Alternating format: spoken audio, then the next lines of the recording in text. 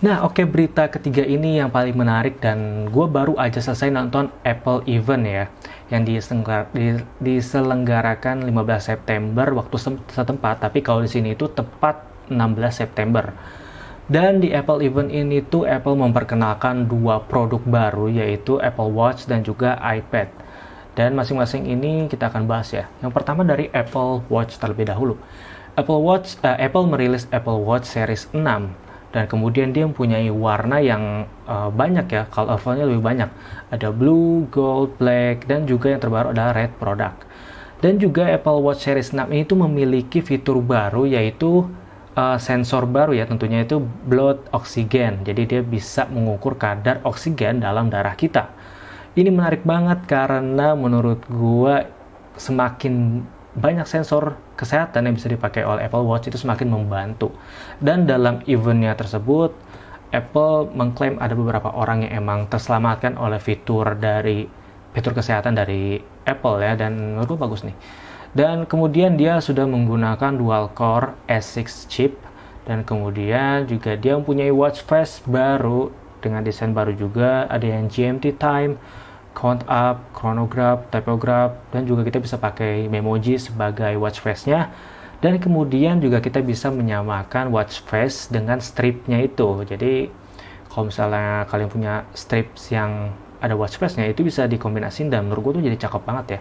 Jadi lebih personal banget. Dan dia sudah menjalankan watchOS 7. Dan kemudian ada strip baru, yaitu namanya Solo Loop Strip. Jadi dia tuh nggak ada congkelan-congkelannya gitu. Jadi kayak langsung pakai kayak gelang aja gitu. Bagus sih, tapi ya gimana ya. Dan menurut gua, sebenarnya sih Apple menyediakan 6 varian ukuran kalau nggak salah itu. Dan menurut gua, kalau misalnya kita mau beli harus nyocokin langsung di tempatnya gitu. Kalau misalnya beli online, kalau misalnya nggak tahu ukuran tangannya ya agak ribet juga ya, nanti bisa kegedean bisa juga kekecilan. Dan kemudian ada yang namanya family setup untuk orang yang nggak punya device iPhone, dan kita itu bisa memantau orang keluarga ya, tentunya bisa memantau keluarga yang memakai Apple Watch. Dan itu ada satu tempat yang namanya itu family setup. Dan untuk harganya sendiri, Watch Series 6 ini tuh sekitar $399. Nah, kemudian yang baru lagi, ini ada Apple Watch SE. SE, ya sedikit di bawah Apple Watch 6 series. Dia, untuk spesifikasinya, dia menggunakan S5 chip. Dan sebenarnya tuh ini lebih cocok ke anak-anak ya. Katanya sih untuk, ya kalau misalnya kita punya keluarga, misalnya ibu bapaknya pakai Watch Series 6, anaknya pakai yang Watch SE gitu, karena fiturnya ya sedikit dipangkas. Untuk harganya $279. Nah, ya sebenarnya lumayan. $279 itu berapa sih? 3 jutaan apa 4 jutaan gitu ya. Tapi kalau masuk Indo sepertinya mahal. Kemudian ada lagi yang namanya itu aplikasi Fitness Plus. Ini juga baru dari Apple, di mana Apple ini menyediakan aplikasi olahraga, dan menurut gue ini unik banget karena ada beberapa olahraga dan juga ada instrukturnya atau ada trainernya. Jadi kalian bisa tetap berolahraga dan juga terkoneksi dengan Apple Watch-nya, terkoneksi dengan Apple Music-nya juga. Dan menurut gue ini bagus gitu. Jadi ekosistem Apple di sini benar-benar berjalan, mulai dari Apple Music terus kemudian ke Fitness Plus. It's good. Dan untuk langganan Fitness Plus-nya ini harganya $999 per bulan atau $10. Dan $799 per tahun. Gimana, kalian tertarik? Katanya sih bakal tersedia ya beberapa waktu ke depan, tapi gue lupa tadi, gue nggak sempat nyatet. Jadi ada yang namanya Apple One. Jadi semua layanan Apple itu dijadikan satu aplikasi dan satu layanan gitu. Dan juga ini ada harga langganannya gitu. Ya menurut gue ya gitu dah. Oke, lanjut. Dan kita lanjut ke iPad. Jadi Apple secara resmi memperkenalkan iPad 8 generation atau iPad 8. Ini untuk merayakan 10 tahunnya iPad juga. Dan dia dengan spesifikasi dia menggunakan Apple A12 chip dengan kemampuan Neural Engine yang sudah sebenarnya sini Apple A12 chip ini sudah dipakai di beberapa iPad yang sebelumnya, cuma dipakai lagi di sini. Dan dia juga bisa bekerja dengan full size keyboard. kemudian support Apple Pencil juga, dan juga sudah menggunakan iPad OS 14. Kemudian ukuran layarnya 10,2 inch Retina display dengan harga $329 dan $299 for education. Gue sebenarnya nggak tahu sih for education ini harga khusus pelajar apa gimana, gue nggak tahu ya. Cuma mungkin menarik sih kalau misalnya harga for education segini.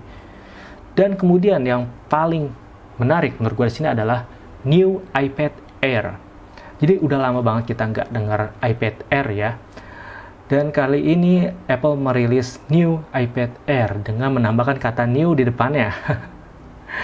Warnanya juga termasuk banyak karena ada 5 pilihan warna, dan kemudian dia sudah menggunakan liquid retina display juga.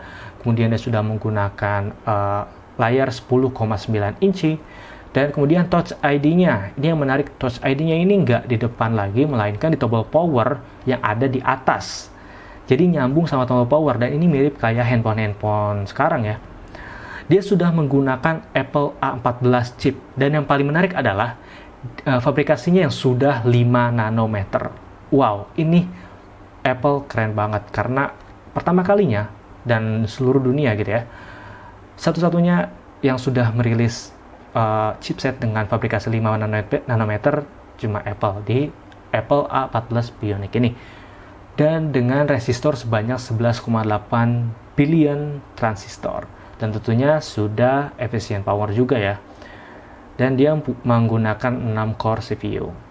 Dia bisa mengedit video 4K juga, dan katanya lebih realistis untuk bermain game karena grafiknya pun ditingkatkan. Dan dia sudah menggunakan USB Type-C, nice. Dan gue berharap ada di iPhone selanjutnya juga. Lalu kemudian kamera depannya yaitu 7 megapiksel dengan kemampuan merekam sampai Full HD 1080p, dan kemudian 12 megapiksel sama kayak di iPad Pro. Dan dia sudah bisa merekam 4K dan juga ada video stabilisasinya. Harganya $599, mulai dari $599. Dan gue tadinya berharap, gue kira ya tadinya tuh di Apple event ini tuh bakal memperkenalkan iPhone 12, tapi ternyata enggak. Tapi ya udahlah ya, karena ada hal yang menarik juga yang bakal kita bahas di sini, yaitu tadi Apple Watch dan juga iPad Air. Dan itu aja berita dari Kang Gadget untuk minggu ini, dan gue harap kalian tertarik dengan berita-berita ini. Dan kalau misalnya kalian suka, silahkan like dan share teman-teman kalian kalau Kang Gadget bikin berita gadget atau berita teknologi yang bakal membahas teknologi dalam kurun waktu seminggu terakhir atau 2 minggu terakhir. So jangan lupa share teman-teman kalian, oke? Dan jangan lupa juga untuk follow Instagram Kang Gadget, yaitu @kang_gadget, untuk mendapatkan tips dan informasi terbaru dari Kang Gadget. Gue pamit dan bye!